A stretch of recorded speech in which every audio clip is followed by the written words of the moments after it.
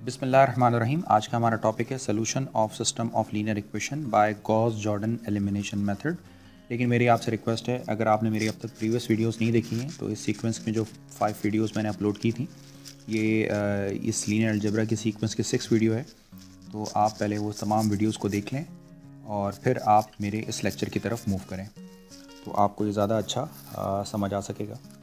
तो आज हम डिस्कस करने जा रहे हैं solution of system of linear equation bye Gauss Jordan elimination method.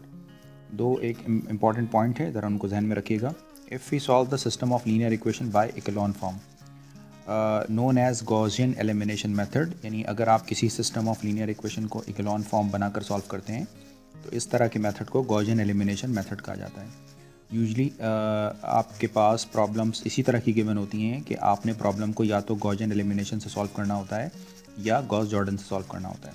In short, अगर आपको गॉसियन एलिमिनेशन की बात की गई है तो आपको पता होगा कि आप पता होना चाहिए कि आपने अपनी मैट्रिक्स की इकोलॉन फॉर्म बनाकर सॉल्व करना है, राइट। इसी तरीके से if we solve the system of linear equation by reduce echelon form, right, known as Gauss Jordan elimination method. तो अगर आप अपने सिस्टम ऑफ लीनियर इक्वेशन को रिड्यूस इकोलॉन फॉर्म बनाकर सॉल्व करते हैं तो इस मेथड को कहा जाता है गॉस जॉर्डन मेथड। एक और बात आपने जहन में रखनी है, जिस तरह आपको पता है कि इकोलॉन फॉर्म जब हम बनाते हैं तो सोल्यूशन फाइंड आउट करने के लिए हमें बैक सब्स्टिट्यूशन करनी पड़ती है।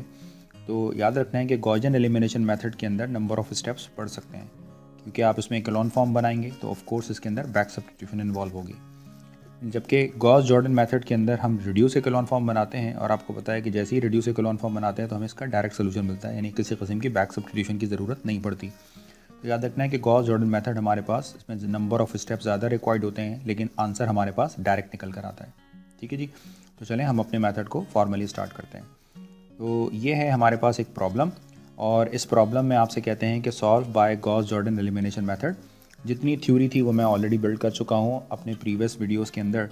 तो आज जो है मैं आपको ये डिस्कस कर रहा हूँ कि गॉस जॉर्डन एलिमिनेशन को किस तरह सॉल्व करते हैं। यानी इस प्रॉब्लम को सॉल्व करने के लिए हमारे दो मेन स्टेप है। जो फर्स्ट स्टेप है वो ये है कि हमने अपनी ऑगमेंटेड मैट्रिक्स को रिड्यूस इकोलॉन फॉर्म में चेंज करना है, और जो सेकंड स्टेप ये है कि रिड्यूस इकोलॉन फॉर्म से सोल्यूशन को कैसे लिखा जाता है। तो ये दो सेपरेट वीडियोस के अंदर मैं ऑलरेडी एक्सप्लेन कर चुका हूँ कि आप जो है वो रिड्यूस इकोलॉन फॉर्म कैसे बनाते हैं, और सेकंड ये कि रिड्यूस इकोलॉन फॉर्म से आप सोल्यूशन कैसे लिखते हैं। ठीक है जी, तो इन केस अगर आपने मेरी प्रीवियस वीडियोस नहीं देखी हैं देन आप पहले उन वीडियोस को ज़रूर देख लीजिए। चलें जब फॉर्मली हम अपने प्रॉब्लम को स्टार्ट करते हैं, तो इस प्रॉब्लम को स्टार्ट करने के लिए हमें ज़रूरत होगी एक मैट्रिक्स की, और मैट्रिक्स बनाने के लिए मैंने एक ज़बरदस्त तरीक़ा निकाला है, और वो ये क्योंकि इसमें मैट्रिक्स का ऑप्शन एक्चुअली नहीं होता तो थोड़ा सा टाइम ज़रूर लग जाता है। लेकिन ये देखिए कितनी खूबसूरत मैट्रिक्स बन गई यहाँ पर। तो मैंने कुछ इस तरीक़े से मैट्रिक्स बना ली है। ठीक है जी, थोड़ा सा टाइम लग जाता है लेकिन अच्छी सी मैट्रिक्स बन जाती है। तो आपने यहाँ पर क्या लिखना होगा, ऑगमेंटेड मैट्रिक्स लिखनी है। तो ऑगमेंटेड मैट्रिक्स के लिए आपको ये बात पता है कि आपने जो है वो यहाँ वेरिएबल्स कितने हैं, 1 2 6 यानी 6 वेरिएबल्स हैं और 4 इक्वेशंस हैं। तो अब आपके पास जो है वो इसी के अकॉर्डिंग आपने अपनी मैट्रिक्स बनानी है। तो ये इसमें कोफिशिएंट्स लिख लीजिए 1 3, जो कोफिशिएंट प्रेजेंट ना हो उसकी जगह पर आप जो है वो 0 लिख सकते हैं। -2, x4 यहाँ पर प्रेजेंट नहीं है, x4 को 0 लिख दीजिए। एंड देन x5 को 2 लिख सकते हैं आप, x6 0, और जो राइट हैंड साइड पर कोफिशिएंट है ये भी 0 के इक्वल होगा। ठीक है जी, तो ये हमारे पास जो है वो ऑगमेंटेड मैट्रिक्स बन रही है। सिमिलरली अगर आप यहाँ पर नोट करें सेकंड इक्वेशन में, तो 1 2 3 4 5 6 तमाम जो वेरिएबल्स उनके कोफिशिएंट है वो प्रेजेंट हैं। तो आप ज़रा जल्दी से इनको लिख दीजिए। This is 2 6 -5 -2 4 -3 and -1। ठीक है जी, तो साथ साथ मेरी आप प्रैक्टिस करते रहिएगा। यहाँ पर अगर आप देखें तो 1 और 2 प्रेजेंट नहीं है, 3 है, 4 है और 5 प्रेजेंट नहीं है। तो इनको छोड़कर बाकी जगह पर आपने जो प्रेजेंट नहीं है वहाँ 0 लिख दीजिए। And then 5 10 0 15 and 5। और जो लास्ट इक्वेशन है इसमें भी आपके पास जो है वो एक मिसिंग है। जो मिसिंग है वो आप लिख दीजिए, ये हो जाएगा 2 6 0 8 4 18 एंड 6। तो ये बन गई है आपके पास एक ऑगमेंटेड मैट्रिक्स। तो तो अब हमने क्या करना है, आपको ये बात भी आपको शायद मैं पहले भी बता चुका हूँ कि जो ऑगमेंटेड मैट्रिक्स होती है आपके पास, उस ऑगमेंटेड मैट्रिक्स में ये जो लास्ट आपका कॉलम होता है, ये लास्ट कॉलम, इसमें डैश लगाना खैर ज़रूरी नहीं है, बट ये जो लास्ट कॉलम होता है आपके पास ये कांस्टेंट को रिप्रेजेंट करता है। ठीक है जी, तो इस चीज़ को आपने ध्यान में रखना है। तो अब हम इस पर क्या करने वाले हैं, इस पर हम अप्लाई करने वाले हैं, इसको रिड्यूस एक्लोन फॉर्म में चेंज करने वाले हैं। अब रिड्यूस एक्लोन फॉर्म बनाने के लिए आपको सबसे पहले लीडिंग वन रिक्वायर्ड होता है, जैसे मैंने एलिमेंट्री रॉ ऑपरेशन आपको डिटेल में बताई थी। पहली चीज़ तो ये कि फर्स्ट 4 इसमें से कोई भी कंप्लीट ज़ीरो नहीं है रॉ। अगर कोई रॉ कंप्लीट ज़ीरो होती है तो पहला टास्क तो ये होता है कि आप उसको बॉटम पे लाकर अरेंज करते हैं, लेकिन चूँकि इसके अंदर कोई कंप्लीट रॉ ज़ीरो नहीं है तो ठीक है। तो चूँकि तो फर्स्ट रॉ के अंदर जो पहला नॉन ज़ीरो नंबर होगा, या तो वो अगर 1 नहीं है तो उसको आपने 1 बनाना होता है। तो यहाँ हमारे लिए अच्छी बात यह है कि ये ऑलरेडी 1 मौजूद है हमारे पास, तो ये मिल गया आपको एक लीडिंग 1, राइट। अब आपने इस कॉलम में इस 1 के अलावा बाकी तमाम नंबर्स को ज़ीरो करना होगा। तो आपको याद होगा कि मैंने इसके लिए आपको एलिमेंट्री रो ऑपरेशन जो है वो सिखाया था। क्या लगाने वाले हैं, बहुत इजी होता है। इसके जो कोफिशेंट है, इसके कोफिशेंट के साइन को ऑपोजिट टाइम, फॉर एग्जांपल अगर ये जो है +2 है तो -2 टाइम आप R1 से मल्टीप्लाई करें और फिर इन दोनों को आपस में ऐड कर दें। इसको हमने किस तरह लिखना है, इसे हमने लिखना है, जी जनाब, इसे हमने कैसे लिखना है, इसे हमने लिखना है -2 times of R1 plus R2, इसमें चेंज R2 में आएगा। सेकंड ऑपरेशन में ज़ीरो बनाना है, तो यहाँ तो ऑलरेडी ज़ीरो है, इसको किस तरह लिखने वाले हैं हम, अगेन इसको भी यूँ करने वाले हैं -2 time of R1 plus R4। जैसे कि मैं आपको पहले बता चुका हूँ, जो लास्ट में रॉ नंबर लिखा होता है एक्चुअली चेंज उस रॉ के अंदर आ रहा होता है। ठीक है जी। अब स्क्रीन को आप स्क्रॉल कर आप इस ऑपरेशन को अप्लाई करके देखिएगा।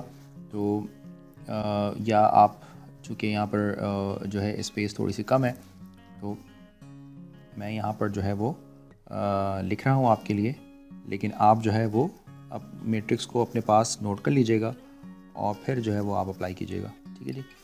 तो चलिए जी, हम जब अप्लाई करते हैं तो पहली बात ये है कि ये तो ज़ीरो हो जाएगा आपके पास।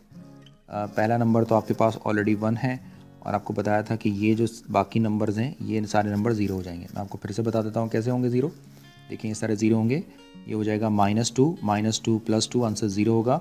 सिमिलरली ये हो जाएगा ये 2 लिखा हुआ है, तो आप -2 से जब आप इसको मल्टीप्लाई करेंगे तो ये -2 होगा और -2 प्लस 2 ज़ीरो के इक्वल होगा। ठीक है जी। इसके अलावा आप देखिए कि चेंजेस कौन सी रॉ में नहीं आ रही हैं।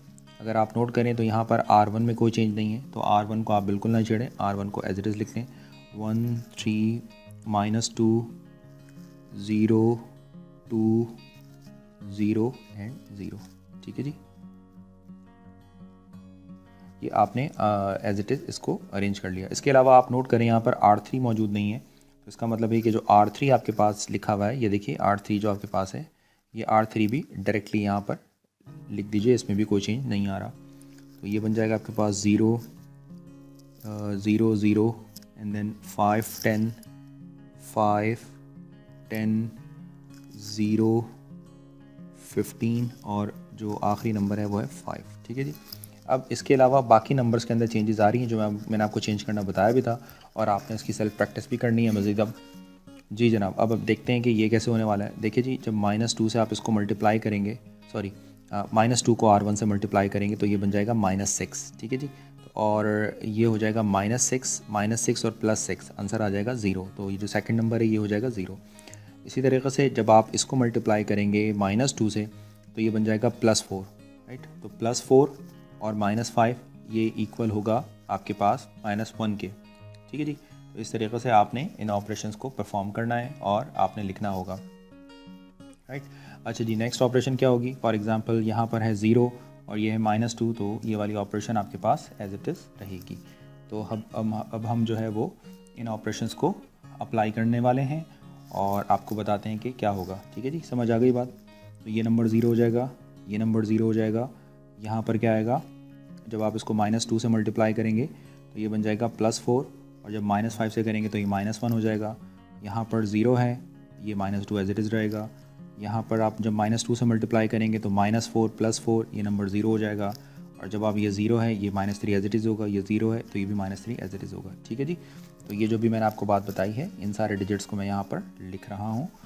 तो ये हो जाएगा 0, यहाँ पर भी आएगा 0, ये बन जाएगा आपके पास -1, यहाँ होगा -2, ये बन जाएगा 0, ये हो जाएगा 3 और यहाँ पर होगा आपके पास -1, राइट। अब हम ज़रा चेक करते हैं कि हमारे पास आखिरी रोज़ में क्या चेंजेस आएंगी। इसको भी ज़रा देख लीजिए। जब इसको आप -1 से मल्टीप्लाई करते हैं, सॉरी -2 से मल्टीप्लाई करते हैं और R4 में ऐड करते हैं तो ये रिज़ल्ट 0 हो जाएगा। इसी तरीके से जब आप इसको -2 से मल्टीप्लाई करते हैं तो ये -6 होगा, -6 + 6 ये रिज़ल्ट 0 के इक्वल होगा। सिमिलरली जब आप इसको -2 से मल्टीप्लाई करते हैं तो ये +4 होगा और +4 में ऐड करते हैं 0 तो यहाँ पर +4 होगा। सिमिलरली 0 है तो यहाँ पर 8 एज इट इज़ रहेगा। ये बन जाएगा आपके पास -4 + 4 0 हो जाएगा। ये 0 है तो यहाँ पर 18 एज इट इज़ रहेगा और यहाँ पर 0 है तो यहाँ पर 6 भी एज इट इज़ रहेगा। ठीक है जी। तो जब आपने इस ऑपरेशन को परफॉर्म किया तो आपके पास जो डिजिट्स बनकर आए हैं वो 0 0 4 8 0 18 एंड 6। ठीक है जी। तो ये हमारे पास रिज़ल्ट। अब आप नोट करें तो ये हमारे पास जो है वो लीडिंग 1 है और लीडिंग 1 के बाकी सारे नंबर 0 हैं। अच्छा जी, नेक्स्ट जो लीडिंग 1 पोजीशन है वो डायगोनली होती है। तो फॉर एग्जांपल यहाँ पर 1 होना चाहिए था लेकिन यहाँ 1 मौजूद नहीं है। तो आपने देखना है कि इस रॉ में फर्स्ट नॉन ज़ीरो नंबर कौन सा है। अगर आप नोट करें तो इस रॉ में जो नेक्स्ट नॉन ज़ीरो नंबर है वो -1 है। तो अब आपने क्या करना है, इसको आपने 1 बनाना है। तो बताइए ये 1 कैसे बन सकता है, क्या करें इसके लिए। बहुत सिंपल है, हमने सिंपली करना ये होगा कि जो R2 है इसको -1 से मल्टीप्लाई करना होगा। ठीक है जी। तो आप चाहें तो किसी तरीके से लिखें, इसको R2 को आप -1 से मल्टीप्लाई कर दीजिए। ठीक है। तो जब हम इसे R2 को मल्टीप्लाई करेंगे तो मैं अपना इस टाइम जो है वो थोड़ा सा सेव करता हूँ और ऑलमोस्ट ये चीज़ तो ऐसे एज इट इज़ रहेगी। तो मैं इस मैट्रिक्स को अपने लिए कॉपी कर लेता हूँ और मैं इसको एज इट इज़ यहाँ पर शिफ्ट कर देता हूँ। ठीक है जी। तो बहुत माइनर सी वेरिएशन है ये, यहाँ पर हमारा टाइम सेव हो जाएगा। अब वो वेरिएशन यहाँ पर क्या आ रही है आप देखिए, जब आप इसको माइनस से मल्टीप्लाई करेंगे तो ये माइनस रिमूव हो जाएगा, ये माइनस रिमूव हो जाएगा, ये माइनस रिमूव हो जाएगा और ये माइनस रिमूव हो जाएगा, यानी ये कंप्लीट रॉ जो है वो प्लस की हो जाएगी। ठीक है जी। तो अगर आप नोट करें तो आपने जो है वो ये एक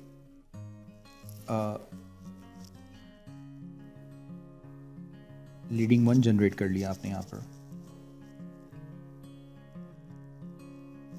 अब आपने इस लीडिंग 1 के थ्रू इस नंबर को और इस नंबर को 0 करना है। तो अब आपने मुझे इसके करस्पॉन्डिंग एलिमेंट्री रो ऑपरेशंस लिखवानी है कि हम वो कौन सी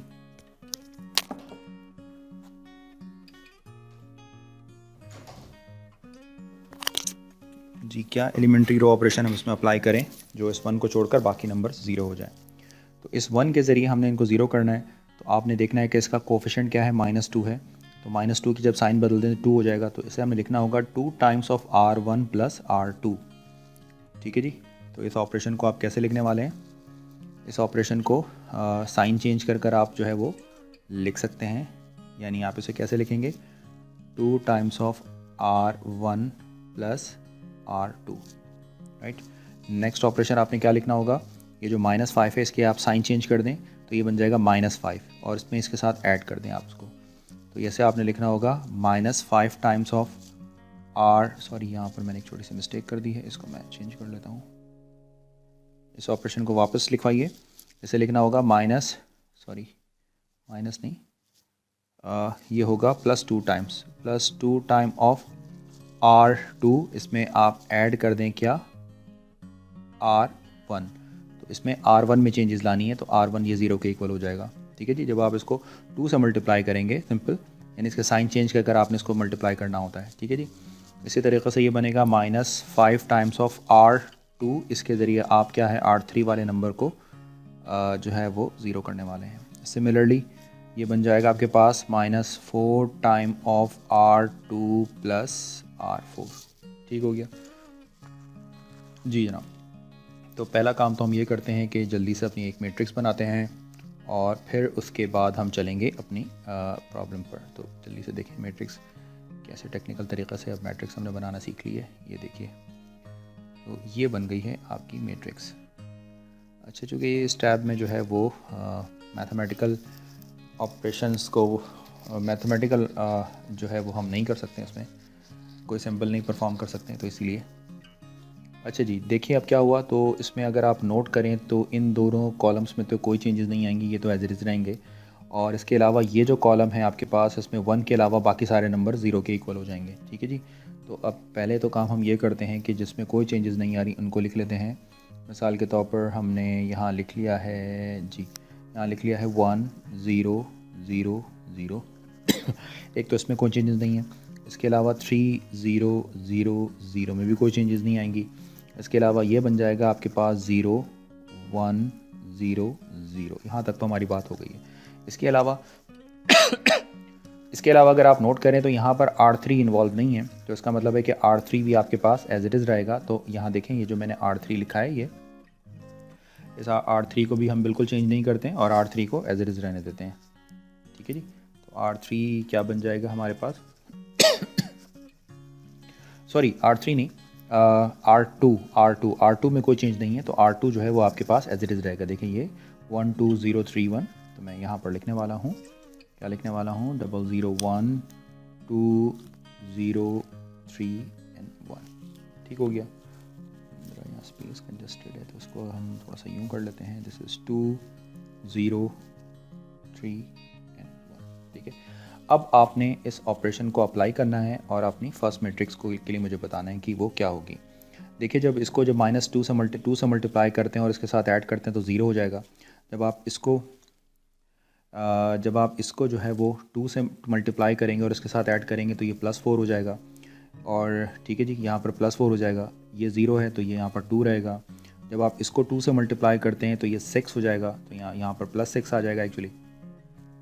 ठीक है जी। तो आपने इसको +2 से मल्टीप्लाई, और जब आप इसको यहाँ पर +2 से मल्टीप्लाई करते हैं तो ये भी आपके पास एक्चुअली +2 के ही इक्वल हो जाएगा।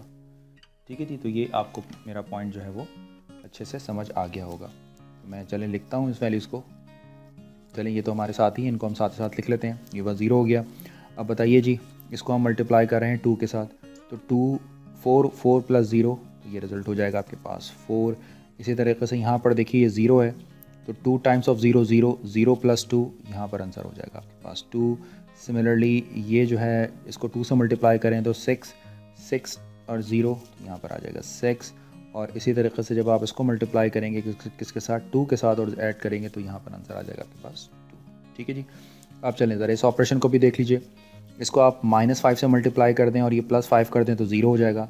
जब आप इसको -5 से मल्टीप्लाई करेंगे तो -10 + 10 0, ये 0 रहेगा। जब आप इसको -5 से मल्टीप्लाई करेंगे, -15 + 15 0, -5 0। तो चलें, अच्छी बात ये हो गई कि आपके पास ये जो थर्ड रॉ है ये तो हो गई है 0 0 0 and 0, राइट। इसी तरीके से ज़रा फोर्थ को देख लीजिए। फोर्थ, जब इसको आप मल्टीप्लाई करेंगे -4 से +4 में ऐड करेंगे, ये 0 होगा।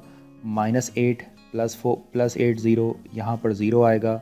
जब आप इसको -4 से मल्टीप्लाई करेंगे तो ये बनेगा -12 + 18 + 6 होगा, और ये बन जाएगा आपके पास -4 + 6, तो यहाँ पर आ जाएगा 2। तो यहाँ पर 6 और 2 आ जाएगा। ठीक है जी। बाकी सारे नंबर 0 हैं, तो ये 0 0 और ये बन जाएगा आपके पास 6 and 2। ठीक है जी। तो यहाँ तक आपको ये बात समझ आ गई है। एलिमेंट्री ऑपरेशन ये कहती है कि जैसे ही जिस भी स्टेप के अंदर आपको जो है वो एक कंप्लीट रॉ 0 मिल जाए तो उसको आपने सबसे लास्ट में जो है वो मॉडल करना होता है, सबसे लास्ट में ग्रुप करना होता है। ठीक है जी। तो सबसे लास्ट में मैं इसको ग्रुप करने वाला हूँ, यानी मैं किस ऑपरेशन को अप्लाई करने वाला हूँ, उस ऑपरेशन को हम कहते हैं इंटरचेंज करने वाले हैं। Interchange R3 to R4। ठीक है जी। तो इस ऑपरेशन को देखिए कैसे अप्लाई करना होगा हमें हमारे पास। मैं थोड़ा सा चालाकी करता हूँ और वो ये करने वाला हूँ कि इस पूरी की पूरी मैट्रिक्स को कॉपी कर लेता हूँ और यहाँ पर नीचे जो है इसको कहीं हम कर लेते हैं पेस्ट। अच्छा जी, इसको हमने थोड़ा सा साइज़ में रिड्यूस कर लेते हैं ताकि हमारे पास यहाँ पर इस स्पेस के अंदर ये आ जाए। ठीक है जी। तो इनफैक्ट आपको ये बात समझानी है सिर्फ, तो ये आपके पास बन गई है। अच्छा जी, अब लास्ट में हमने इसे ग्रुप करना है, तो यहाँ पर भी हम एक काम करते हैं, और वो ये काम ये करने वाले हैं कि हम ये 0 जो है इसको हम यहाँ से कट करते हैं और यहाँ पर थोड़ी देर के लिए इसको रख लेते हैं अपने पास। कि जी इधर कहीं ऊपर कहीं रख लेते हैं, चलें इधर कर लेते हैं कहीं। ठीक है जी। और इधर जो है वो यहाँ पर आपने इसको उठाया, इसको भी कट किया और इसको कहीं ऊपर ऐसे अरेंज कर दिया। तो एटलीस्ट इसी तरह जो है वो कम टाइम के अंदर हमारा ये काम हो गया। टारगेट हमारा यही होता है कि हम कम टाइम के अंदर अपने काम को कंप्लीट करें। ये आ गया आपके पास 0। ठीक है जी। तो ये अगर आप नोट करें तो अब आपके पास क्या पोजीशन है प्रॉब्लम की पोजीशन ये है कि ये लीडिंग वन है, इसके बाकी वाले नंबर 0 हैं। यहाँ लीडिंग वन मिल गया आपको। अब जो नेक्स्ट लीडिंग वन पोजीशन है आपके पास, वो लीडिंग वन पोजीशन क्या होनी चाहिए आपके पास, वो ये पोजीशन होनी चाहिए 1। यहाँ आना चाहिए, यहाँ नहीं आ सकता तो फिर यहाँ होना चाहिए, ये भी नहीं हो सकता। तो इट मीन्स कि अब ये आखिरी एक 6 लिखा हुआ है, यहाँ पर ये लीडिंग वन आ सकता है। तो अब आपने इस 6 को जो है वो 1 में चेंज करना है। तो जी क्या करने वाले हैं, आपको बताया था आप जो है वो 1 बनाने के लिए आपने सिंपली ये करना है कि 1/6 को R3 के साथ आपने कर देना है डिवाइड। ठीक है जी। तो जब 1/6 को R3 से आप डिवाइड करेंगे तो अब आप बताएं कि आपके पास जो रिजल्टेंट मैट्रिक्स बनकर आएगी वो क्या होगी रिजल्टेंट मैट्रिक्स। तो ज़रा जल्दी से हम अपनी नई मैट्रिक्स फॉर्म करते हैं। हमने एक नई जल्दी से एक मैट्रिक्स बना ली हमने। इसको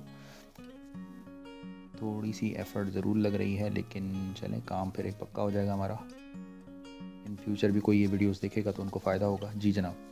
तो इसमें कुछ भी चेंज नहीं होना, थोड़ा सा चीज़ चेंज होनी है। मिसाल के तौर पर ये जो है 1 एज इट इज़ होगा आपके पास 1 3 0 4 2 6 2 एज इट इज़ रहेगा। ठीक है जी।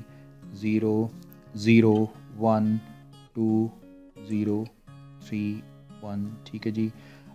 यहाँ चेंजेस आने वाली हैं, वो 0 0 0 0 0। अब आप 6 से डिवाइड करेंगे तो ये 1 के इक्वल होगा और 2/6 विच इज़ इक्वल टू 1/3।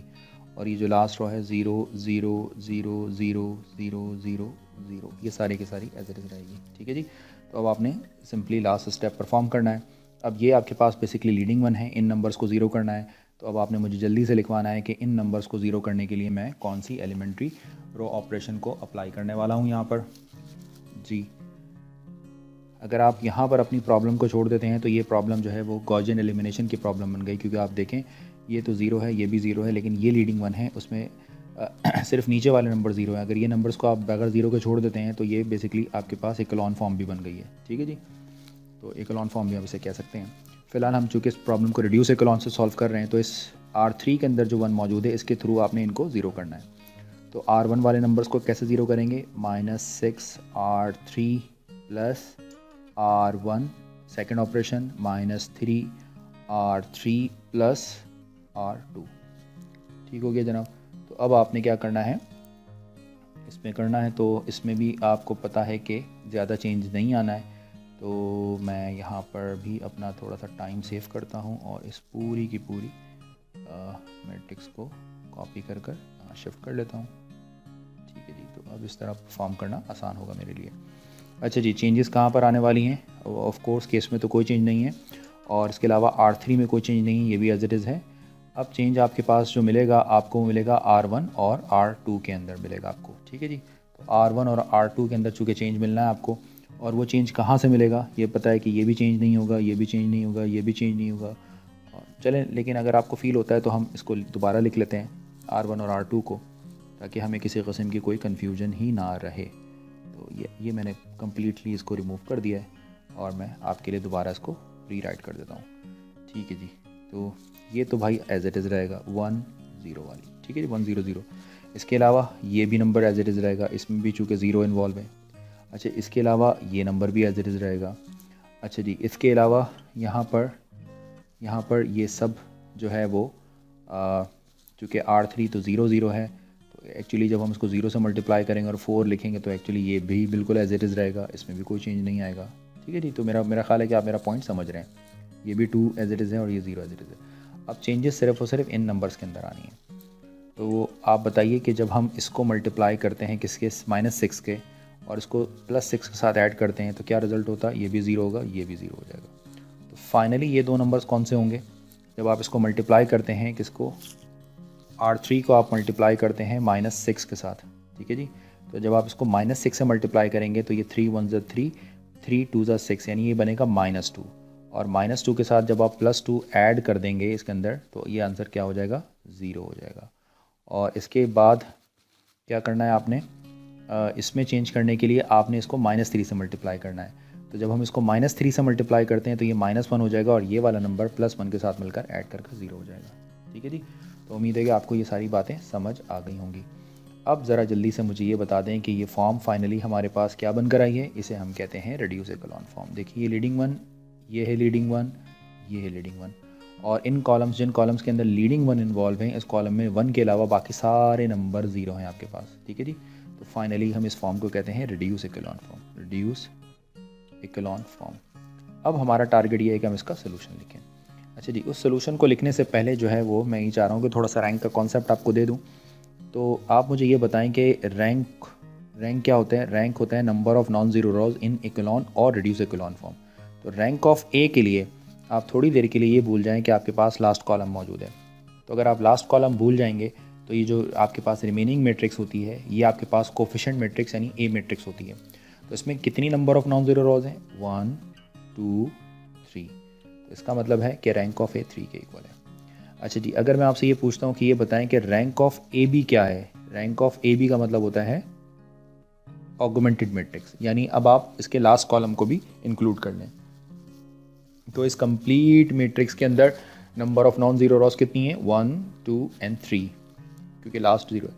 तो यहाँ पर मैंने एक बात आपको बताई थी कि if rank of A is equal to rank of A B, तो आपका जो सोल्यूशन है वो हमेशा सोल्यूशन कंसिस्टेंट होगा। Solution is always consistent. ठीक है जी। तो इसका मतलब ये है कि इसका आपका सोल्यूशन निकलने वाला है, यानी आंसर आपका इसका कोई ना कोई आंसर ज़रूर निकलेगा। अच्छा जी, एक चीज़ आप मुझे और बताएं ताकि ये हम सोल्यूशन निकालने से पहले इसकी जिसे कहते हैं प्री सिंप्लीफिकेशन यूँ समझ लें। अच्छा, अगर मैं आपसे पूछता हूँ कि n क्या चीज़ है, तो n हम इसे कहते हैं for example number of equation. तो नंबर ऑफ़ इक्वेशन कैसे निकालते हैं? नंबर ऑफ़ इक्वेशन निकालने का मतलब ये है, आप ये चेक कर लें कि number of non zero rows कितनी है। ठीक है जी, number of non zero rows. तो चेक करें, ये आपके पास R1, यहाँ हो गया R2 और यहाँ हो गया R3। तो इसका मतलब ये है कि आपके पास जो इक्वेशन है वो 3 है। अच्छा जी, मैं फिर एक छोटा सा सिंबल यूज़ कर रहा हूँ R, जिसे आप कहते हैं कि number of variables. Number of variables, अब आपके पास नंबर ऑफ़ वेरिएबल्स, इसको करने के लिए आपने देखना होगा number of non zero columns. तो number of non zero columns कितने हैं? फॉर एग्ज़ाम्पल ये हो जाएगा C1, ये C2, C3, C4, C5 and C6। तो तमाम कॉलम जो हैं वो आपके पास मौजूद हैं, कोई भी कॉलम नॉन ज़ीरो नहीं है। तो number of non zero column 6। तो इसका मतलब ये है कि एक ऐसी प्रॉब्लम है जिस प्रॉब्लम के अंदर जो है वो इक्वेशन तो 3 हैं जबकि वेरिएबल्स 6 हैं और ये कंसिस्टेंट निकलेगी। जैसे कि आपको पहले ही बता चुका हूँ कि कंसिस्टेंट का मतलब ये होता है कि सोल्यूशन, इसका सोल्यूशन तो है बट अब इसका सोल्यूशन इनफाइनाइटली मैनी है या यूनिक है। तो ये बात यहाँ से भी पता कर सकते हैं। अब आप नोट करें कि नंबर ऑफ़ इक्वेशन तो 3 हैं, नंबर ऑफ़ अननोन जो हैं वो ज़्यादा हैं। तो इसका मतलब ये है कि जैसे कि मैंने आपको पहले भी बताया था, वो ये बताया था कि ये इस केस को सेटिस्फाई करता है when n is less than r। तो ये हमेशा इनफाइनाइट मैनी का केस होता है, इनफाइनाइट मैनी सोल्यूशन। तो ये आपको बताएगा इनफाइनाइट मैनी सोल्यूशन। ठीक है जी। और इसके अलावा एक केस होता है कि जब n is equal to r हो जाए तो ये आपको बताएगा यूनिक सोल्यूशन। ठीक है। और इसका जो थर्ड केस होता है थोड़ा सा कॉम्प्लिकेटेड होता है, लेकिन मैं पहले डिस्कस कर चुका हूँ, when n greater than r, जिसमें नंबर ऑफ़ इक्वेशंस तो ज़्यादा हो और नंबर ऑफ़ वेरिएबल्स कम हो। तो इसमें दोनों ही पॉसिबिलिटीज़ हो सकती हैं, यानी अगर इसका सोल्यूशन निकला तो इसका सोल्यूशन जो है वो यूनिक होगा, यूनिक सोल्यूशन होगा। और अगर इसका सोल्यूशन नहीं निकला तो ये सिस्टम इनकंसिस्टेंट हो सकता है। ठीक है जी। तो अभी कोई एग्जांपल आती है तो फिर मैं एग्जांपल के साथ आपको इसको सॉल्व करवाता हूँ। तो अब हमने यहाँ पर रैंक के थ्रू सोल्यूशन निकालने से पहले ये डिस्कस कर लिया कि इसका सोल्यूशन भी है जो कंसिस्टेंट है और इसका सोल्यूशन इनफाइनाइटली मैनी सोल्यूशन है। अब सोल्यूशन को लिखना मैंने अपनी एक कंप्लीट वीडियो के अंदर बताया है, तो मैं तो आपको ये रिकमेंड करूँगा कि आप वहाँ से जाकर उस वीडियो को देख लें और फिर आप जो है वो सोल्यूशन लिखने के काबिल हो जाएंगे। लेकिन मैं आपको इस प्रॉब्लम में बताता हूँ कि सोल्यूशन कैसे लिखना है। तो आपने सोल्यूशन ऐसे लिखना है कि आप चाहें तो पहले इक्वेशन से शुरू कर लें, फर्स्ट इक्वेशन से फर्स्ट इक्वेशन देखिए, इसमें लीडिंग वेरिएबल्स कौन से हैं, जिनको मैंने सर्किल किया है वो लीडिंग वन है। तो इनमें जो x1 है, फॉर एग्जांपल x3 और फॉर एग्जांपल x6 जो है वो कौन से वेरिएबल्स हैं, लीडिंग वेरिएबल्स हैं। ठीक है जी, तो इसको इस तरह लिखना होगा x1 राइट, और कौन सी वेरिएबल है देखिए x3 x1 x3 and x6 are leading variables. ठीक है जी, ये लीडिंग वेरिएबल्स है। तो इसका मतलब है कि नॉन लीडिंग कौन कौन से हो गए, नॉन लीडिंग हो गया x2 x4 and x5 are non leading variable. आप चाहें तो इसे नॉन लीडिंग वेरिएबल्स कहें या इसे फ्री वेरिएबल्स कहें, एक ही बात है। अच्छा, आप नॉन लीडिंग वेरिएबल्स को कोई पैरामीटर सपोज करना चाहें तो वो भी कर सकते हैं, इसको एज इट इज़ भी रख सकते हैं, लेकिन मैं ज़रा सूटेबल समझता हूँ कि पैरामीटर सपोज करके कर लिया जाए। तो मैं आपसे ये कह रहा हूँ कि सपोज़ कीजिए कि x2 को मैं t सपोज कर रहा हूँ, x4 को फॉर एग्ज़ाम्पल यूँ कर लेते हैं, बल्कि सीक्वेंस बना लेते हैं, x2 को सपोज़ r कर लें, s कर लें, और x5 को सपोज़ कीजिए हमने t सपोज़ कर लिया। तो अब आपने जो अपने आंसर्स लिखने हैं x1 x3 और x6 के लिए, वो in term of this variable लिखना है। ठीक है जी। अच्छा, ज़रूरी नहीं है, ये भी बात ये ध्यान में रखिएगा कि हो सकता है कि कोई आंसर आपके पास डायरेक्ट निकल आए, उसमें कोई पैरामीटर इन्वॉल्व ना हो, तो उससे कोई परेशानी की बात नहीं है। तो अब आप ज़रा इस प्रॉब्लम में देखिए, तो इस प्रॉब्लम में हमें क्या मिल रहा है, ये मिल रहा है x1, यहाँ पर मिला आपको x1, और ये लिखा हुआ है 3x2, और यहाँ पर बाकी सारे नंबर्स मिल गए। तो इनको हम ज़रा लिखने वाले हैं। देखिए हम इसको हम कैसे लिखते हैं जी। तो जैसे ये लिखा हुआ है ना आपके पास, ये लिखा हुआ है आपके पास 1304200, तो इसको हम कैसे लिखने वाले हैं, जरा मुझे बार बार स्क्रॉल करना होगा इसके लिए। इसको हम लिखने वाले हैं x1 प्लस जो नेक्स्ट नंबर है आपके पास है वो है फॉर एग्ज़ाम्पल 3, तो ये क्योंकि x2 वाली लोकेशन पर है तो उसको आप लिखेंगे 3x2 प्लस, इसके बाद आपका नंबर कौन सा है, ये है 4 जो x4 वाली लोकेशन पर है, प्लस 4x4 प्लस, अब आप नेक्स्ट देखिए, और ये जो 2 है ये x5 वाली लोकेशन पर है, plus 2x5 is equal to और कोई नंबर नहीं है, और ये इक्वल होगा किसके, क्योंकि राइट हैंड साइड के ऊपर सपोज कीजिए 0 है, तो ये आ जाएगा 0, यहाँ आ जाएगा आपका, ये रिजल्ट आएगा 0। ठीक है जी। तो पहले इक्वेशन सारे लिख लेते हैं, उसके बाद हम जो है इनकी वैल्यू सब्स्टिट्यूट करेंगे। सेकंड इक्वेशन को अगर आप देखिए तो x3 plus 2x4 is equal to 0 है, इसको लिखने वाले हैं x3 plus 2x4 is equal to 0। और ये जो लास्ट इक्वेशन है आपके पास, जिसके अंदर आपको क्या मिलेगा, x6 इज इक्वल टू 1/3। तो अगर आप नोट करें तो यहाँ पर जो x6 मिला है वो उसमें कोई भी जो है वो आपके पास पैरामीटर नहीं है। ठीक है जी। अच्छा जी, यहाँ पर अगर आप इम्प्लाइज करें तो बताएं कि x3 की वैल्यू क्या होगी, ये होगी -2 टाइम्स ऑफ x4, और x4 हमने डिफ़ाइन किया है क्या है कि वो s के इक्वल है, तो ये बन जाएगा आपके पास s। ठीक है जी। और इस प्रॉब्लम में अगर मैं आपसे कहता हूँ कि x1 किसके इक्वल होगा, तो x1 इक्वल होगा -3 टाइम ऑफ x2, और x2 है r, यहाँ आ जाएगा r, फिर -4 टाइम ऑफ x4 है आपके पास s, ये इधर लिखा आपने s, और इसी तरीके से -2 टाइम ऑफ x5, और x5 t के इक्वल है, राइट। और सबसे लास्ट में एक अच्छा तरीका ये है कि तमाम आंसर्स को आप जो है वो वापस से लिख लें, ताकि आप सही तरीके से लिख सकें, यानी सीक्वेंस में लिख लें।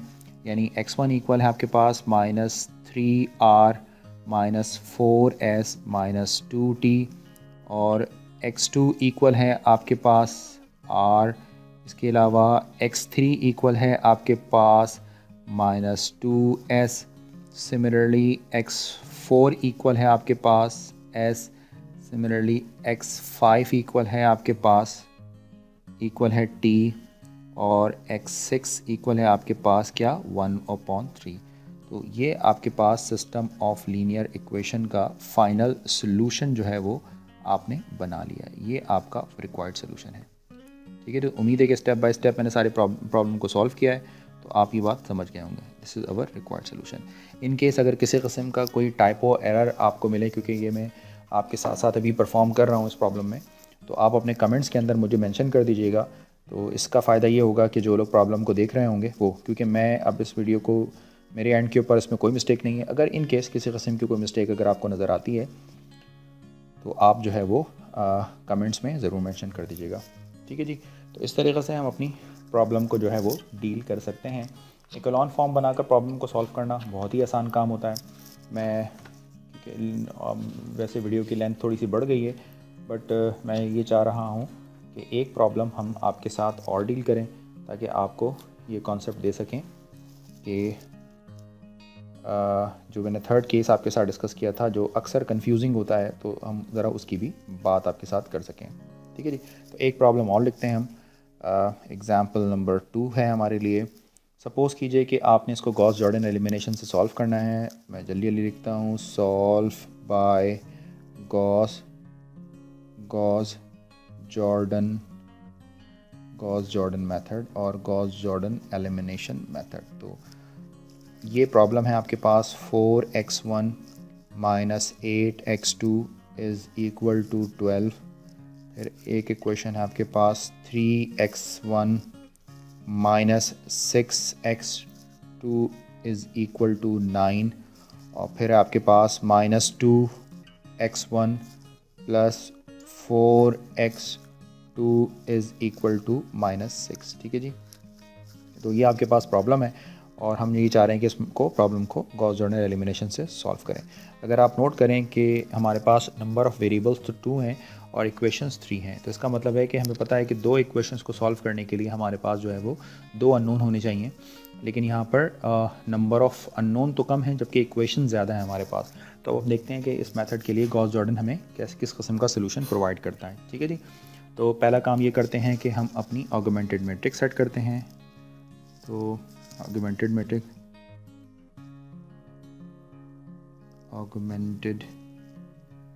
मैट्रिक्स, तो बताइए जी हमारी ऑगमेंटेड मैट्रिक्स क्या होगी। सबसे पहले काम तो हम ये करते हैं कि अपनी एक मैट्रिक्स बना लेते हैं। ये हमने अपनी ऑगमेंटेड मैट्रिक्स बना ली है। इसको मैं ज़रा यूँ कर लेता हूँ तो ये बड़ी खूबसूरत सी एक मैट्रिक्स हमारे पास बन जाएगी। इसमें कोफिशिएंट्स को लिख लीजिए आप। कोफिशिएंट्स को आप लिख लीजिए। तो ये बनेंगे आपके पास -4, -8 और कांस्टेंट नंबर आ जाएगा आपके पास 12। वैसे चाहे तो इनके कोफिशिएंट को पहले रिड्यूस भी कर सकते हैं क्योंकि 4, 8 एंड 12 है, तो ये कोफिशिएंट 4 से डिवाइड भी हो सकते हैं। लेकिन चलें इसको डायरेक्टली लिख देते हैं, कोई फ़र्क नहीं पड़ता। -3, -6 एंड 9 एंड -2, 4 एंड -6। ठीक है जी। तो ये बन गई आपकी ऑगमेंटेड मैट्रिक्स। ठीक है। अब आपने फिर वही काम करना है कि आपने जो है इसको लीडिंग वन बनाना है, और लीडिंग वन बनाने के लिए आप कौन सी ऑपरेशन अप्लाई कर रहे हैं। आप ऑपरेशन अप्लाई कर रहे हैं R1 और उसको आप डिवाइड कर रहे हैं किसके साथ, 1/4 के साथ। तो यहाँ पर R1 को जब 1/4 से डिवाइड करेंगे तो पहला काम तो ये करते हैं कि हम इस ऑपरेशन के लिए हम अपनी एक मैट्रिक्स कंस्ट्रक्ट कर लेते हैं। ये बन गई है हमारी मैट्रिक्स, छोटी सी और अच्छी सी एक मैट्रिक्स हमने फॉर्म कर ली। ठीक है जी। और इसमें नंबर्स लिखते हैं। तो ये 4 से डिवाइड कर दें जब आप इसको, तो ये 1, -2 और 3 के इक्वल होगा। तो ये बन गया आपके पास, ये आपके पास जो है वो ये जी, ये आपके पास हो जाएगा 1, -2 एंड 3। इसके अलावा कोई चेंजेस नहीं है। तो ये 3 as it is, -6 as it is, 9 as it is, -2, 4 and 6 as it is. ठीक है जी। तो ये आपका लीडिंग वन हो गया। अब बाकी नंबर्स को आपने ज़ीरो करना है, तो आपने एलिमेंट्री रो ऑपरेशन लगानी होगी। क्या, मैं कई दफ़ा बता चुका हूँ, -3 R1 प्लस R2। और सेकंड ऑपरेशन आपने क्या अप्लाई करनी पड़ेगी, 2 times of R1 plus R3। इस ऑपरेशन को अप्लाई करने से क्या होगा आपके पास। तो पहला काम तो ये करते हैं कि क्योंकि हर दफ़ा हमें एक मैट्रिक्स बनानी होती है, तो हम अपनी जल्दी से एक मैट्रिक्स बना लेते हैं। ये बन गई हमारी मैट्रिक्स। ठीक है जी, ये आ गई आपकी मैट्रिक्स। राइट। तो यहाँ पर ये नंबर क्या बन जाएगा आपके पास, R1 में तो कोई चेंजेस नहीं है, तो R1 तो आपके पास जो है वो एज इट इज़ रहेगा। ये बन जाएगा 1, -2 और 3, और ये जो नंबर्स हैं ये दोनों 0, 0 हो जाएंगे। इसके अलावा जब आप इसको मल्टीप्लाई करेंगे R1 को -3 से, तो -3 + 3 ये बेसिकली +6 -6 0 हो जाएगा। और इस तरह ये वाला नंबर क्या होगा जब आप इसको मल्टीप्लाई करेंगे -3 से और 9 के साथ ऐड करेंगे तो -9 + 9 ये भी ज़ीरो हो जाएगा। इसी तरीके से जब इसको 2 से मल्टीप्लाई करेंगे और इसमें ऐड करेंगे तो और ये दोनों नंबर भी 0 0 हो जाएंगे, 0 और 0। ठीक है जी, तो ये 0 0 हो जाएंगे आपके पास। अब आप ये कौन सी फॉर्म बन गई? अगेन ये एक आपके पास बड़ी सिंपल सी, इस फॉर्म को हम कहते हैं रिड्यूस इकोलॉन फॉर्म। ठीक है जी, तो मैंने ये स्पेस सिर्फ इसलिए रखी है क्या ताकि मैं यहाँ पर भी आपके साथ चीज़ें एक्सप्लेन कर सकूँ। ठीक है जी, तो ये आपके पास कौन सी फॉर्म बन गई? इस फॉर्म को कहते हैं reduce echelon form, reduce echelon form. अच्छा जी, अब यहाँ पर अगर मैं आपसे चीज़ें पूछता हूँ कि आप मुझे ये बताएं कि रैंक की हम ज़रा बात करते हैं कि रैंक ऑफ ए क्या है, तो अगर आप इसमें से लास्ट कॉलम को थोड़ी देर के लिए फॉरगेट कर लें तो नंबर ऑफ़ रैंक ए क्या है? 1 के इक्वल है। इसी तरीके से अगर मैं आपसे कहता हूँ कि ये बताएं कि रैंक ऑफ ए बी क्या है, तो number of non zero rows in, अभी हमने बात की थी एक कॉलम में, अब हम बात कर रहे हैं कंप्लीट ऑगमेंटेड मैट्रिक्स की, तो अगर आप नोट करें तो वो भी 1 के इक्वल है। तो यहाँ तो हमने इस बात को डिसाइड कर लिया कि रैंक ऑफ ए जो है वो इक्वल है आपके पास किसके? रैंक ऑफ ए बी के इक्वल है। तो चूँकि इक्वल है तो ये आंसर हो गया कंसिस्टेंट। अब बेसिकली कंसिस्टेंट के दो मतलब होते हैं कि या तो इसका रिज़ल्ट जो है वो यूनिक हो सकता है और या इसका रिज़ल्ट इनफाइनाइट मैनी हो सकता है, इनफाइनाइटली मैनी सोल्यूशन। ठीक है जी, तो अब ये दो बातें हो सकती हैं। तो आपको याद होगा मैंने n बताया था, n by number of equations कितनी हैं अगर आप इसमें देखें तो फॉर एग्जांपल इसमें अभी आपको एक ही इक्वेशन दिख रही है। ठीक है जी, नंबर ऑफ़ इक्वेशन का n का मतलब होता है number of non zero rows, तो number of non zero for example 1 हो गई। अच्छा, इसी तरीके से बताएं कि number of non zero columns कितने हैं, तो 1 और 2 हैं। Number of non zero column augmented है तो आखिरी वाला कॉलम हम छोड़ देंगे और वो है 1 और 2। तो इसका मतलब ये जो r है वो आपके पास कितना है? 2 है। तो अगर आप नोट करें तो यहाँ पर क्या चीज़ ग्रेटर है? यहाँ पर लेस है, दिस इज़ 2।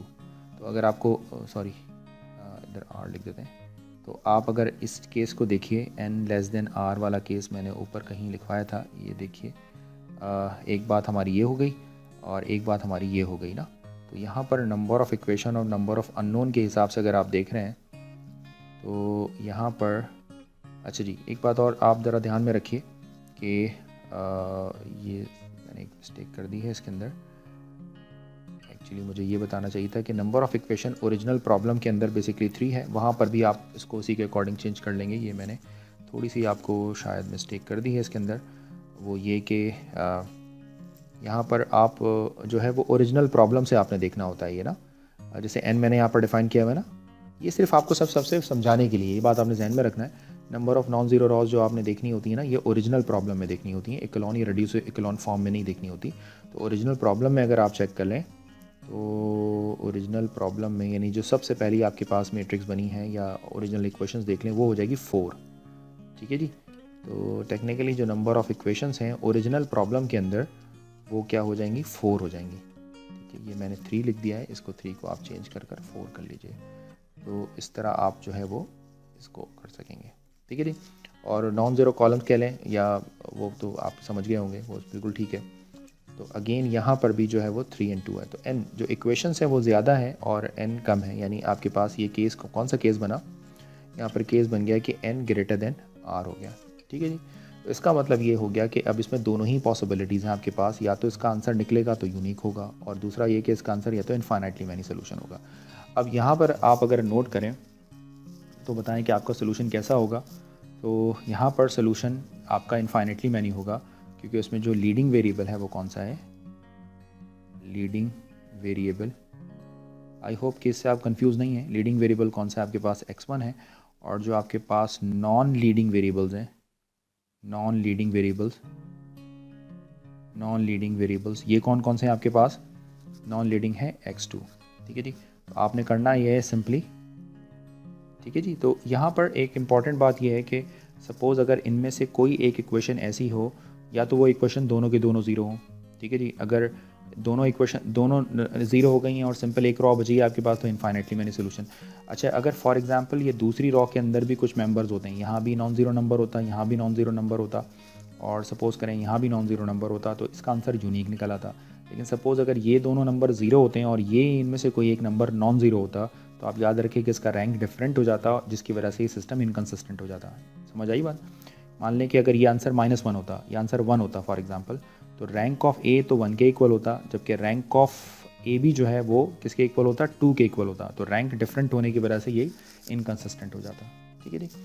अब क्या करना है आंसर लिखने के लिए, आपने सिंपली x2 को t सपोज करना है, इक्वेशंस बनानी है। इक्वेशंस बनेंगी x1 - 2x2 is equals to 3, और जो आपके पास फुल एंड फाइनल x1 की जो वैल्यू बनेगी वो क्या आ जाएगी, 3 + 2t, और ये जो x2 है आपके पास, ये x2 किसके इक्वल है, t, तो ये आपके पास निकला एक पैरामीट्रिक सोल्यूशन। तो इस तरीके से आप अपने पैरामीट्रिक सोल्यूशन को लिख सकते हैं, और ये है हमारे पास रिक्वायर्ड सोल्यूशन। तो इस तरीके से आप जो है वो Gauss Jordan elimination method apply कर सकते हैं और अपनी प्रॉब्लम को सॉल्व कर सकते हैं। तो उम्मीद है कि आपको ये लेक्चर समझ आया होगा। कुछ सैम्पल प्रॉब्लम्स और मैं आपके लिए रेकमेंड करूँगा ताकि आप इसकी बहुत अच्छे तरीके से प्रैक्टिस कर लें। इन केस अगर फिर भी किसी किस्म की कोई भी कन्फ्यूजन है तो मुझे आप फेसबुक पर या मेरे व्हाट्सएप नंबर के ऊपर मुझसे या ईमेल के ऊपर मुझसे कांटेक्ट कर सकते हैं और समझ सकते हैं। इन केस अगर इसमें किसी किस्म का कोई टाइपो एरर है तो आप जो है वो कमेंट्स के अंदर इसको ज़रूर मेंशन कर दीजिएगा ताकि जो लोग और देख रहे हैं उनको इसके लिए आसानी हो। Thanks for watching this video. अल्लाह हाफ़िज़।